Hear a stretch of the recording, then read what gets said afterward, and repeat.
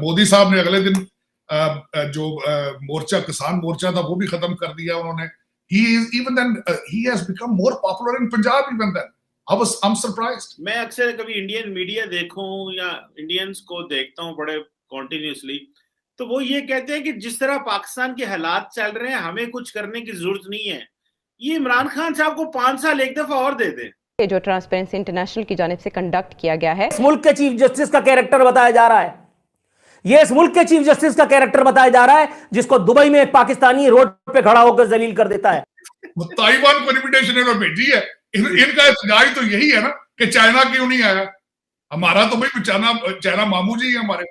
तो वो अब चाइना कहते हैं ना, बेगानी शादी में अब्दुल्ला दीवाना। चाइना ने थोड़ा सा कोई डॉलर दिखाए हैं, उन्होंने थोड़े से, कोई उन्होंने उम्मीद दी, उन्होंने कहा ये करो काम तो हम ये करेंगे। सऊदी अरब से 3 अरब डॉलर ना तो स्टॉक एक्सचेंज में जारी मंदी को रोक सके हैं और ना ही डॉलर के मुकाबले में रुपए को स्टेबल किया जा सका है। आज ओपन मार्केट में डॉलर तारीख में पहली बार 180 रुपए पर ट्रेड हुआ। हमें ये जब कहते हैं घबराओ ना, या इंडिया में ये है या फलानी जगह पे ये है, तो हमारे साथ ज्यादती करते हैं, झूठ बोलते हैं। You always play a double game with us. You are not a trustworthy ally. You cannot be a trustworthy ally. आप बिल्कुल करीब से करीब होते जा रहे हैं एम्बार्गो और सैंक्शंस में। हेलो फ्रेंड्स, जय हिंद। हिंदुस्तान स्पेशल में आपका स्वागत है दोस्तों। 1 साल से जारी किसान आंदोलन को खत्म करने का ऐलान क्या हुआ, पाकिस्तान को जैसे साम सूंघ गया। पाकिस्तानी मीडिया बहुत खुश था कि किसानों ने दिल्ली में आंदोलन किया हुआ है और इस पर उसने कई कॉन्स्पिरेसी थ्योरी भी बनाई, लेकिन उसकी एक चाल नहीं चली।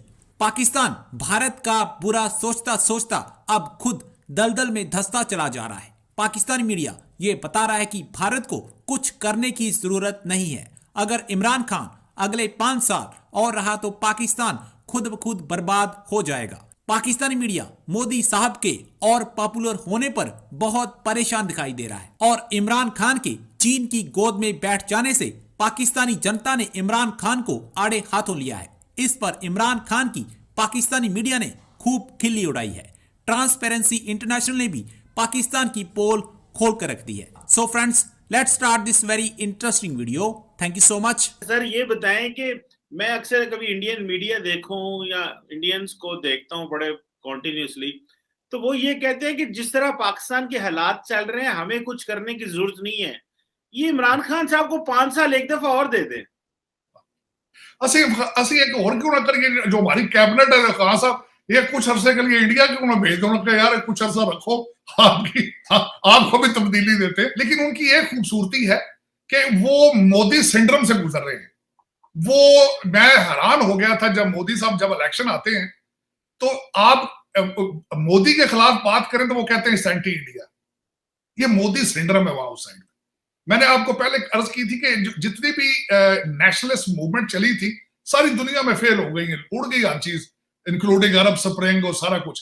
एक चीज कामयाब हुई है, मोदी साहब। मोदी साहब ने इस तरीके से जादू किया इंडिया के ऊपर, मैं हैरान हूं कि वो मोदी साहब के खिलाफ बात सुन के नहीं उभरता। मोदी साहब ने ऐसा, मेरे ख्याल में बाइडन भी जो है ना, उसने भी कुछ ट्रेनिंग ली है मोदी साहब से कि मीडिया, बिल्कुल मीडिया का एक प्रोटेक्शन मीडिया करता है, उसके बाद एकेडमिया है वो भी साथ है, जुडिशरी है वो भी साथ है, लेयर्स दर लेयर वो कंट्रोल कर गए हैं। मैं हैरान हूं कि वो इंडियन जिस तरीके से इंडिया को, मैं खुद बड़ा I watch very closely the Indian media और इंडिया के सर्कमस्टांसेस। उसमें मोदी साहब ने अगले दिन जो मोर्चा, किसान मोर्चा था, वो भी खत्म कर दिया उन्होंने। He has become more popular in Punjab even then. I'm surprised. Art of Democracy, मैं तो कहता हूँ मोदी साहब को किताबें लिखनी चाहिए, जो उन्होंने नई डेमोक्रेसी का शुरू किया सारा सिलसिला। लोगों को सीखे लोग डेमोक्रेसी, समझ उनको करनी चाहिए थी डेमोक्रेसी पे, कर जो बाइडन साहब ने दी है। उन्होंने ऑफर करा दी है चाइना को और अमेरिका को कि हम आपके दरमियान सुलह करवा देते हैं। उसके बाद आपका फॉरेन फंडिंग का केस चल रहा है इलेक्शन कमीशन के पास। तो जमहूरियत तो आपके पास, मेरा ख्याल पहले हालात उसके कोई नहीं है। बिल्कुल अच्छा किया कि वो नहीं गए, किस मुंह से जाते। ताइवान को इनविटेशन इन्होंने भेजी है। इनका इत्तेजाज तो यही है ना कि चाइना क्यों नहीं आया। हमारा तो भाई चाइना मामू जी है हमारे। तो वो अब चाइना कहते हैं ना, बेगानी शादी में अब्दुल्ला दीवाना।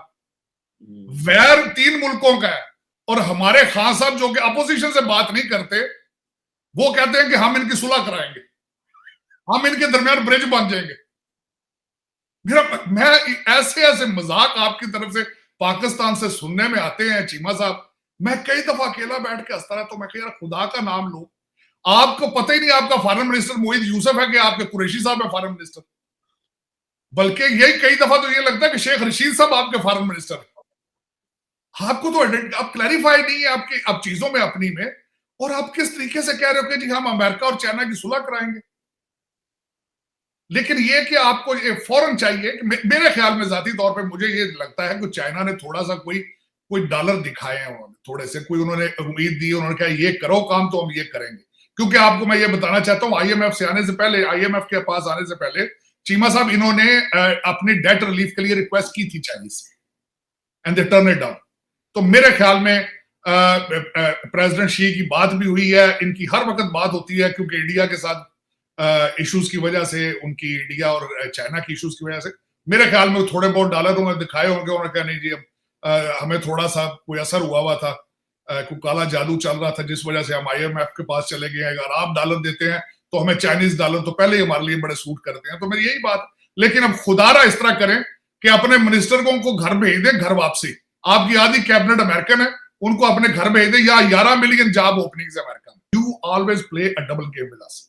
You are not a trustworthy ally. You cannot be a trustworthy ally. आप बिल्कुल करीब से करीब होते जा रहे हैं एम्बार्गो और सैंक्शंस में, और उसका इंपैक्ट आप देख ले फिर क्या होता है कि सैंक्शंस एम्बार्गोज लगती हैं तो फिर उसमें मार कौन खाता है। और बरामदात में इजाफे के हुकूमती दावे बढ़े हैं, यकीन दहानियां हैं, वुज़रा के दावे हैं, और सऊदी अरब से $3 अरब ना तो स्टॉक एक्सचेंज में जारी मंदी को रोक सके हैं और ना ही डॉलर के मुकाबले में रुपए को स्टेबल किया जा सका है। आज ओपन मार्केट में डॉलर तारीख में पहली बार 180 रुपए पर ट्रेड हुआ है, जबकि कारोबारी दिन के इख्तिताम पर 180 रुपए 23 पैसे पर बंद हुआ। जबकि इंटरबैंक मार्केट में डॉलर की कदर 18 पैसे इजाफे के बाद 177 रुपए 60 पैसे पर दिन के इख्तिताम पर पहुंचा। इसी तरह आज पाकिस्तान स्टॉक एक्सचेंज का KESC 100 इंडेक्स 328 पॉइंट्स कमी के बाद 43,518 पर बंद हुआ। यानी कि गुज़िश्ता 6 माह के दौरान स्टॉक एक्सचेंज 48,781 पॉइंट से कम होकर 43,000 तक पहुंच गई है,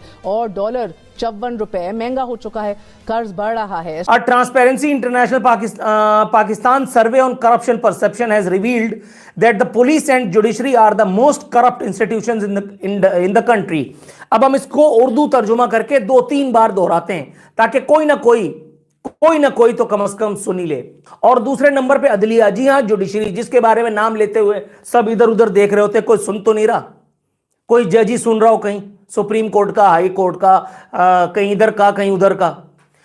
सुप्रीम कोर्ट, हाई कोर्ट, फलाना कोर्ट, ढिकाना कोर्ट, कोई भी कोर्ट, इसमें जुडिशरी का नाम लिखा है, एज इट इज लिया जाएगा। इस सर्वे के मुताबिक 90% पाकिस्तानियों के ख्याल में आजाद इदारा यानी अदलिया को अपनी वजाहत पेश करनी चाहिए। पाकिस्तान के 90% लोगों को यह गलतफहमी क्यों हुई?